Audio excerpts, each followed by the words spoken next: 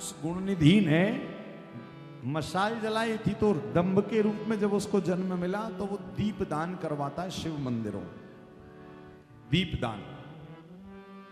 और जब दीप दान करवाए तो फिर दंभ के बाद में उसको पिंगल लोचन नाम के एक महाराजा के घर में जन्म दिया। देखिए अच्छा पुण्य कैसे जीवन में जुड़ता चला जाता है। अच्छा पुण्य क्या जुड़ा, जैसे हम ये लोग ये कथा सुन रहे हैं, तो कथा तो 3 घंटे, तो कथा के साथ कथा भी जुड़ गई। फिर कथा के बाद कहा चलो रुद्राभिषेक भी कर दिया जाए, तो वो भी जुड़ गया। फिर कहा रुद्राभिषेक तो हो ही रहा भैया, एक काम करो बद्रीनाथ में कथा हो रही ना, उसके लिए भी जरा लोगों को जोड़ लो, तो वो एक पुण्य भी जुड़ गया। फिर उसके बाद कहा लोग इतनी दूर आएंगे, शाम को लेट हो जाएगा घर पहुंचने में, तो एक काम करो लोगों को भोजन व्यवस्था और करो। संकल्प तो कथा का, किंतु वो एक अच्छा संकल्प और 4-5 अच्छे संकल्प करवाता जा रहा। जैसे आप लोग रेस्टोरेंट में जाते हो ना, तो मेन्यू कार्ड देता है कि भाई क्या खाना है, दाल चावल रोटी और जो जो भी मिलता हो, तो फिर उसमें आपको लगता नहीं ये लेकर आ जाओ, और जैसी जेब में रुपया होता है वैसा ऑर्डर करते हो। तो ऐसे ही ठाकुर जी का भी मेन्यू कार्ड है, भैया इतना सारा है, स्टॉल लगे, वो आपको चॉइस योर्स, जो आपकी चॉइस है वो उठा लो। और यहां पर देखो, वहां होटल में तो हर वस्तु को खाने के बाद बीमार ही होना पड़ेगा, किंतु ये वाला जो रेस्टोरेंट का मेन्यू है ना, ठाकुर जी वाला हो, बोले यहां पर जो भी पुण्य उठाओगे हर पुण्य के बाद आपको 10 गुना होकर रिटर्न ही मिलेगा। क्या तो काम तो हो रहा केवल कथा, किंतु इस कथा के साथ कितने सारे पुण्य जुड़े हुए हैं। शरीर आपका नर्मदा तट पर बैठा हुआ है, कभी भक्ति धाम आश्रम नहीं आते नियम से, लेकिन नियम से आ रहे हो।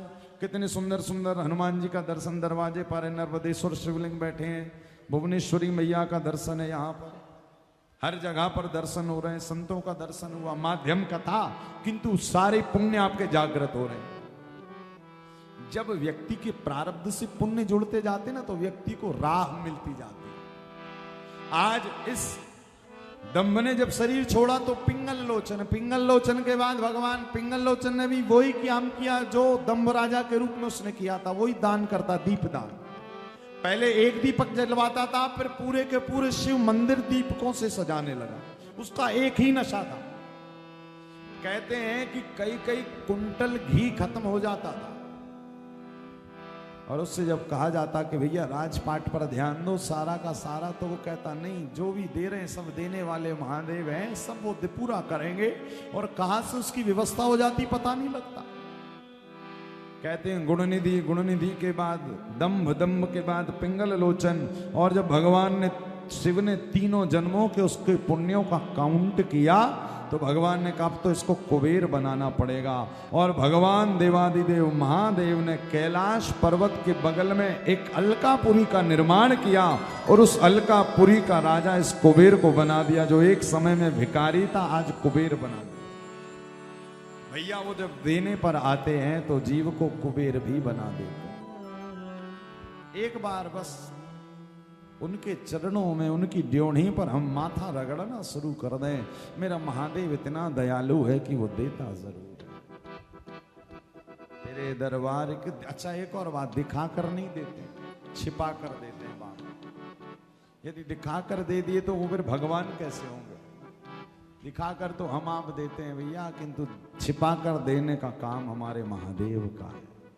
तो आइए महादेव सबकी खूब झोली भर रहे हैं और सबको खूब देंगे भी, किंतु जो भक्त इस समय पर संस्कार टेलीविजन के माध्यम से कथा का श्रवणपान कर रहे हैं, उनके लिए कुछ सूचना घोषणा, क्योंकि कथा का 2 दिन और से आज और कल, और जो इस समय पर लगातार फोन कॉल्स लगा रहे हैं पोथी पाठ के लिए, आप संपूर्ण जानकारी लीजिए। और जरूर बद्रीनाथ धाम में अपने नाम से, गोत्र से, पूर्वजों के लिए पोथी पाठ रखवाइए। एक सज्जन आज प्रश्न कर रहे थे, महाराज क्या जो व्यक्ति जिंदा है उसके लिए पोथी पाठ रखा रहे? पोथी पाठ मतलब 18,000 श्लोकों का पारायण बिल्कुल करवा सकते, क्यों नहीं करवा सकते? जरूरी थोड़ी कि भागवत जब शरीर चला जाए तो ही करवाया जाए। लोगों ने इस कथा को ऐसे जोड़ लिया है कि धुंधकारी जब मर गया था तो उसको कथा सुनाई गई थी। उसका कारण था कि धुंधकारी के जीते जी इतने पुण्य नहीं थे कि वो जीते जी सुन पाए, तो मरने के बाद सुनाया गया।